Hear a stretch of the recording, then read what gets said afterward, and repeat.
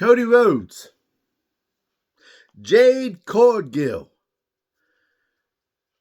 and Lexis King. All three were former AEW stars. And all three have jumped ship. Now, Cody's an exception because Cody was in the WWE before AEW. But all three have jumped ship from AEW into the WWE. And the WWE has done very promising things with all three of them. Cody's the Royal Rumble winner for 2 years in a row.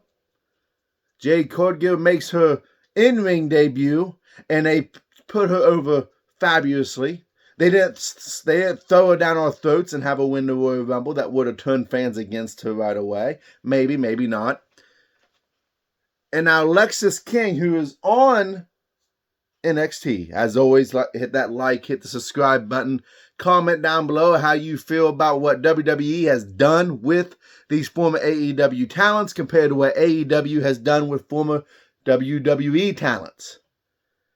Lexis King, also known as Brian Pillman Jr., when he was on AEW just seemed to just never do anything with him but make him a glorified jobber. The last time that actually I saw Brian Pillman wrestle in AEW was actually in a video that I shared on my shorts where he went up against one-on-one with Jeff Jarrett and he would go on to lose that match. Prior to that, I watched him wrestle on Rampage where he would go on to lose that match. The thing was, Brian Pillman became a big-name jobber inside the AEW locker room.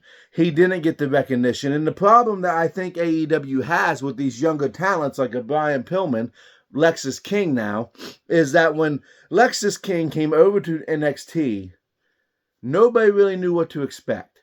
No one really knew whether or not they was going to be able to build him into a star, but what they are doing is exactly that. He's got one of the best entrances inside the WWE right now, sliding out on a chair, holding the thing. And I like the fact that they changed his name and they explained why they changed his name, because everyone would know that if he's Brian Pillman's son, why would he not go by Brian Pillman Jr.?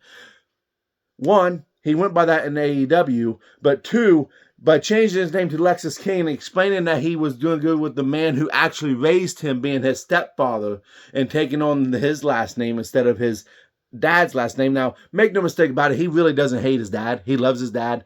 Anyone who's followed anything about Brian Pillman's career knows he loves his dad, so don't read too far into that. It's just part of the storyline. But changing his whole personality, changing who he is, and giving him some character development, because that's what AEW expected from him, was just him to live off his father's legacy. Well, WWE and Shawn Michaels and NXT are saying, no, we're going to give you a whole new character, get it over. And he is slowly starting to get it over inside NXT. And with AEW, it just doesn't seem like they work with the younger talent very much. They don't have a performance center. They don't have people who are really helping them character develop or develop inside the ring. It's kind of like the Wild Wild West over there. You either live or you die. In which some people will say, well, that's the old school mentality.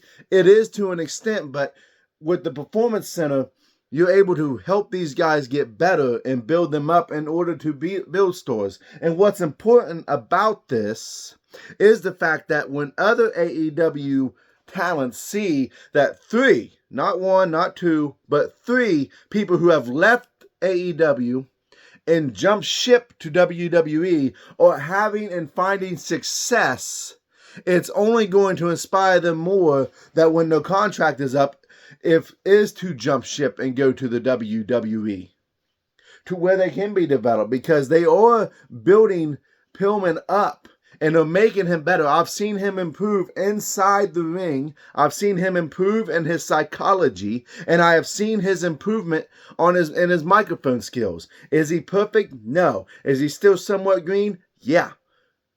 But these are important things that if I was in the wrestling business, other than just talking about it, other than just giving my opinion, I would be looking for anything or any place that would make me better.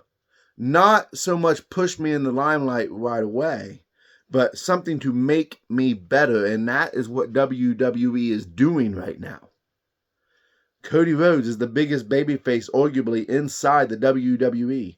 Jade Cargill is probably the biggest star inside the women's division right now as far as excitement. You got Rhea Ripley, your champion. You got Bayley, who won the Royal Rumble. You got a Charlotte Flair who's injured. You got a Becky Lynch.